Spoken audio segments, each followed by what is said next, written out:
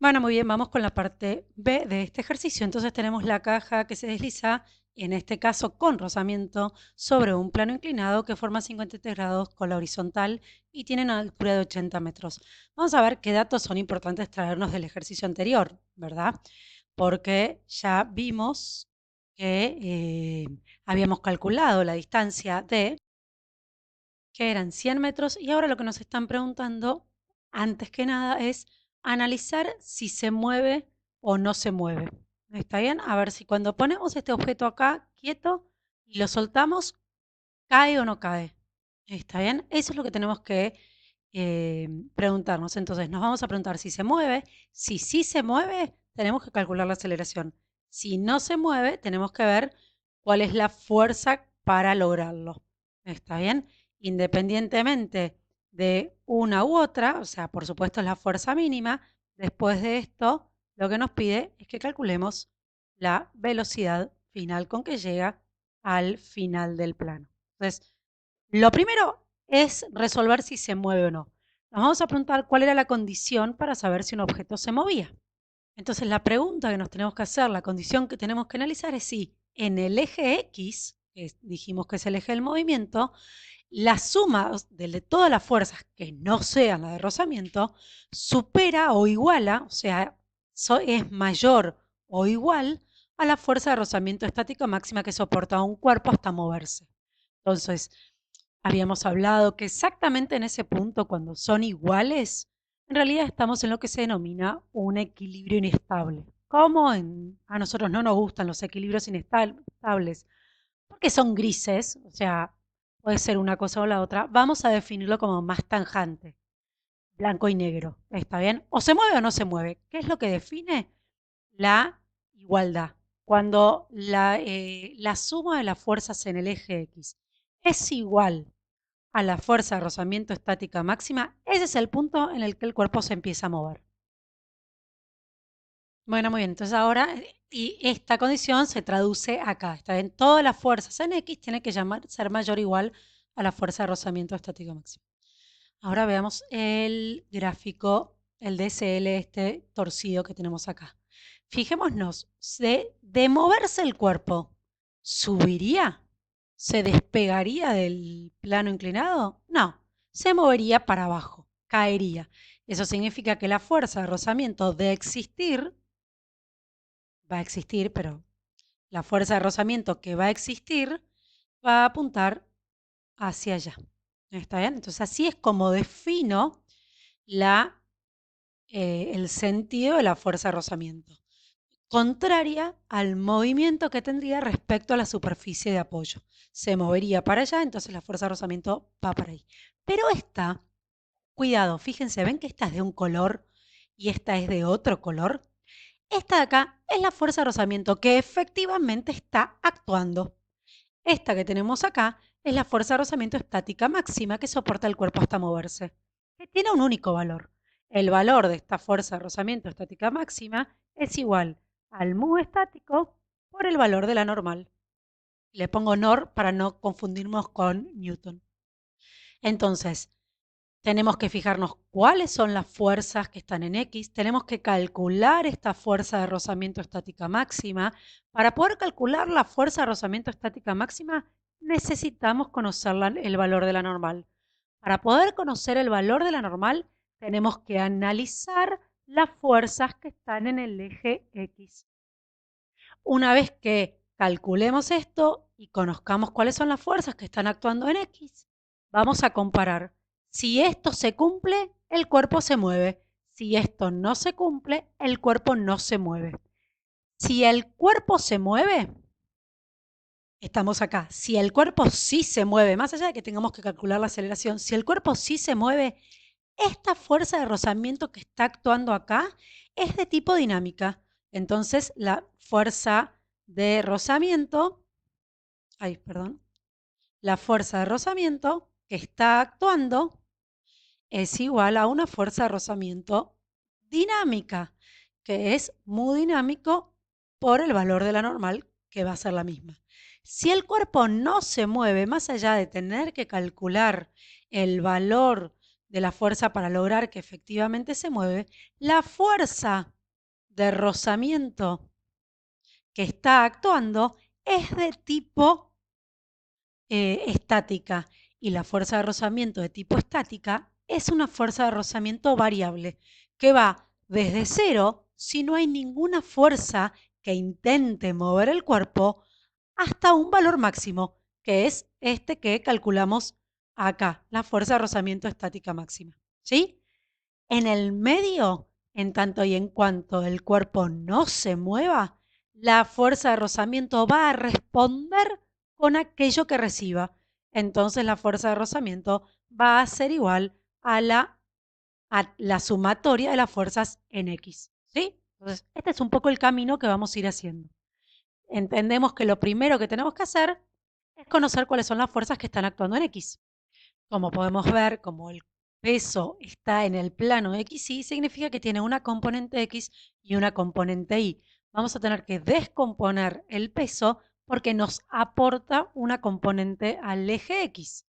La otra fuerza es la fuerza de rozamiento, que dijimos que no la vamos a estar contando, porque vamos a comparar la fuerza de rozamiento estática máxima. ¿Sí? Entonces, vamos a descomponer el peso. En el plano inclinado habíamos dicho que teníamos que dar vuelta a las relaciones trigonométricas. En lugar de utilizar seno con X, en lugar de utilizar seno con el Y, vamos a usar seno con el X. Y nos queda así. Como pueden ver, yo elegí trabajar con el valor 53, por lo tanto le puse los signos a las componentes. El seno de 53 es 0,8, el coseno de 53 es 0,6. El módulo del peso es 10 y ahí tengo las componentes. Muy bien, como es la única fuerza, acá voy a tener 6 newtons, que lo voy a tener que comparar con la fuerza de rozamiento estática máxima. Para eso necesito conocer el valor de la normal. Para calcular el valor de la normal, tengo que analizar las leyes de Newton en el eje.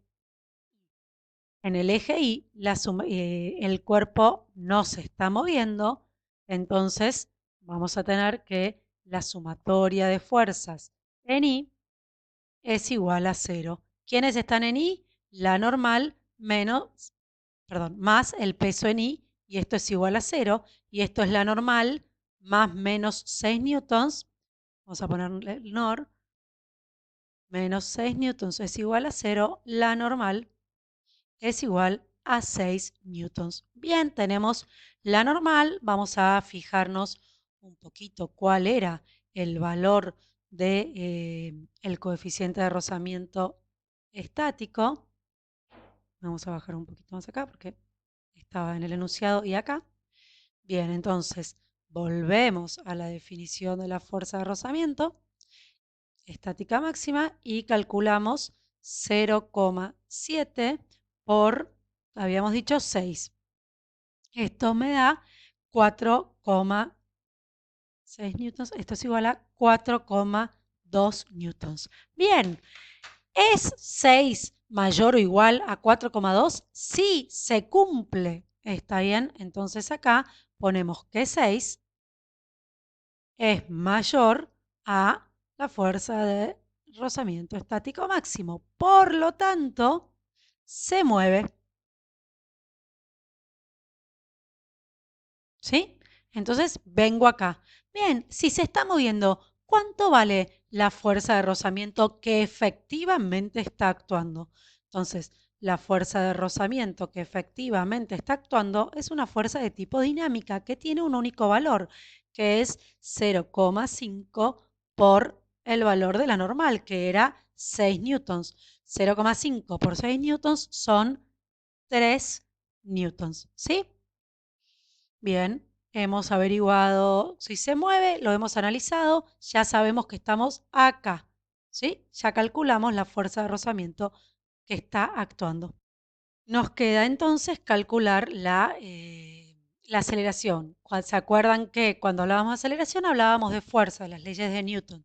Entonces vamos a aplicar la sumatoria de fuerzas en X y como yo sé que se está moviendo, lo voy a igualar a masa por aceleración, porque tengo que sospechar que se mueve con velocidad variable. Si no tengo la certeza, no lo puedo poner que se está moviendo en equilibrio. ¿Está bien? Bien, ¿cuáles son las fuerzas que están actuando en X? Tenemos, por un lado, el peso en X, y por el otro, que es negativo para mi sistema de referencias, la fuerza de rozamiento. Y esto va a ser igual a, bueno, lo pongo en azul, masa por aceleración. ¿Cuánto vale 6X? 6, era 8, perdón, pero lo mismo, me copié mal, acaba 8. La normal era 6. 8 newtons es mayor a 4,2. ¿Está bien? Eh, Hoy Px vale 8 newtons. La fuerza de rozamiento que está actuando vale 3 newtons. La masa vale 1 kilogramo y simplemente nos queda encontrar el valor de la por la aceleración, que si es 8 menos 3, 5 dividido 1 kilogramos me da 5 metros sobre segundo al cuadrado. Encontrada la aceleración, solo nos falta encontrar la velocidad final con que llega al suelo. Volvemos al ejercicio anterior. Entonces, ahora tenemos que calcular velocidad. Si tenemos que calcular velocidad, necesitamos conocer energía cinética. Si necesitamos conocer energía cinética, la vamos a vincular con con el trabajo a través de el teorema de trabajo y energía. Fíjense que antes habíamos calculado que el trabajo del peso era 800 joules. Fíjense que el peso sigue siendo el mismo y el plano inclinado sigue siendo el mismo, lo que quiere decir que en este caso el trabajo total va a ser igual al trabajo de 3 fuerzas, no de 2. Entonces, este trabajo total es ahora el trabajo total de estas 3 fuerzas. Ya vimos que el trabajo de la fuerza normal era igual a 0 y calculamos que el trabajo de la fuerza peso eran 800 joules. Ahora nos falta conocer cuál es el trabajo de la fuerza de rozamiento. Y como la fuerza de rozamiento es contraria al desplazamiento, podemos empezar a sospechar que el trabajo de esta fuerza va a ser negativo. Aplico la fórmula de trabajo y para una fuerza de rozamiento dinámica de 3 newtons y obtengo que el trabajo es menos 300 joules, teniendo en cuenta que el ángulo entre la fuerza de rozamiento y el desplazamiento es de 180 grados. Entonces ahora sí, vuelvo acá y tengo que el trabajo total es igual a los 800 que hubiera tenido en un mundo ideal sin rozamiento, menos los 300 que me robó el rozamiento, quedándome esto en 500 joules. ¿Está bien? ¿Y qué habíamos analizado acá? Que el trabajo total era igual a la energía cinética final, porque la energía cinética inicial valía 0 porque partía del reposo. Entonces, desde acá volvemos, desde acá volvemos a lo mismo. Planteamos exactamente lo mismo. Entonces, desde el planteo, la energía cinética es igual ahora al nuevo valor del trabajo total, que lo habíamos calculado, que era el 800 que tenía gracias al peso y el 300 que perdí por por la fuerza de rozamiento, y simplemente me meto dentro de la definición de energía cinética para obtener mi incógnita, que es la velocidad. Despejo y me queda que la velocidad final cuando existe rozamiento es de 31,6 metros sobre segundos. Dicho esto, acá termina este ejercicio. La pregunta es, ¿cómo hubiera sido si no se movía? Imaginemos, estamos en una situación hipotética, está bien, esto no estaba pasando en este ejercicio, pero imaginemos que nos daba que en X teníamos 3 newtons y que la fuerza de rozamiento estático máximo era de 4 newtons. Entonces no se cumplía que las fuerzas en X, que son estas acá, igualan o superen a 4 newtons. ¿Cuáles son? ¿Qué fuerza tendríamos que haber hecho en X? En X. O sea, la componente X de esa fuerza, ¿cuánto tendría que haber sido como mínimo? 4 newtons. ¿Está bien? Cuando yo tengo que responder por la fuerza, tengo que dar su módulo y su dirección. Si es en el sentido horizontal, es simple, va a ser 4 newtons. Pero si es en otra dirección, voy a tener que componer ese vector. ¿Está bien? Pero ahora sí te